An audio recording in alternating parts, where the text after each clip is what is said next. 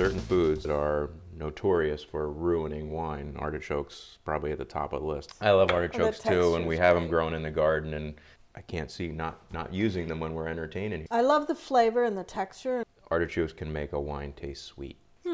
But I think with all the other flavors here, we won't do too much damage to your wine.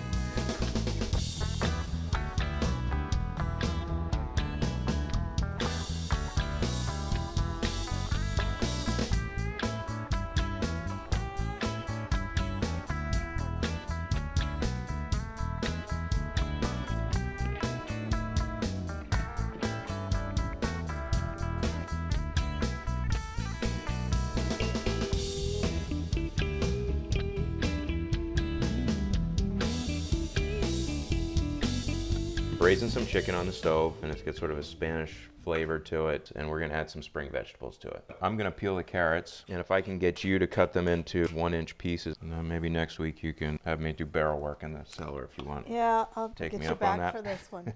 This is fun. Next thing we're gonna do is trim the artichokes.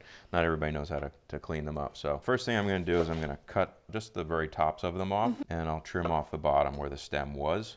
And when you do that, you see the palish yellow, and that's what we want to trim it down to. You can go about this one of two ways. There's a slower way. If you're not really comfortable with a knife, you can just peel off the leaves until you get to that point. When you get down to the pale green part, that's all edible. Okay. And that's the whole reason for eating them when they're immature, is you eat the whole thing. If you can, we want to trim around and get rid of just the green, so we get down to the pale part.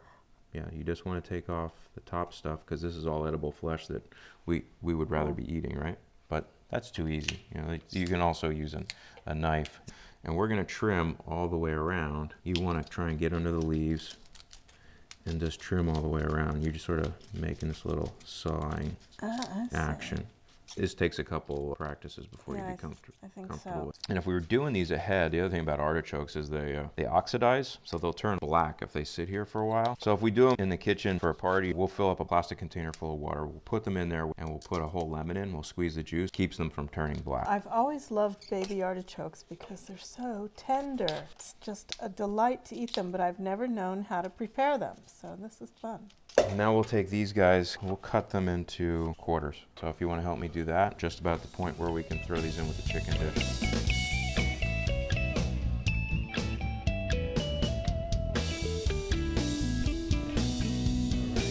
So here's our dish, Julianne. Oh, wow. I'm just going to sprinkle a little parsley over the top of it for a little color. I love seeing all our hard labor with it. Looks like spring to me. Yes, it does. I love artichokes. It seems very subtle, and it has a little bit of structure, but it supports the chicken and the other spring vegetables in there. I think it goes really well with the Pinot Noir. If the winemaker's happy, I'm happy. I'm happy, yeah.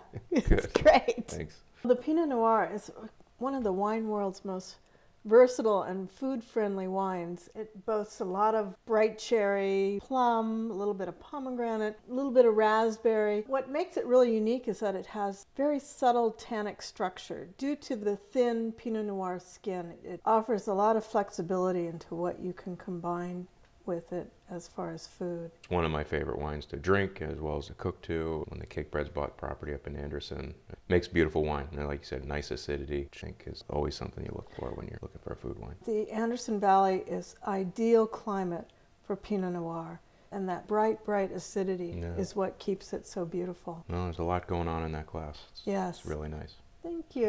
I love it. I love Anderson Valley. Cheers. Perfect growing area for Pinot Noir.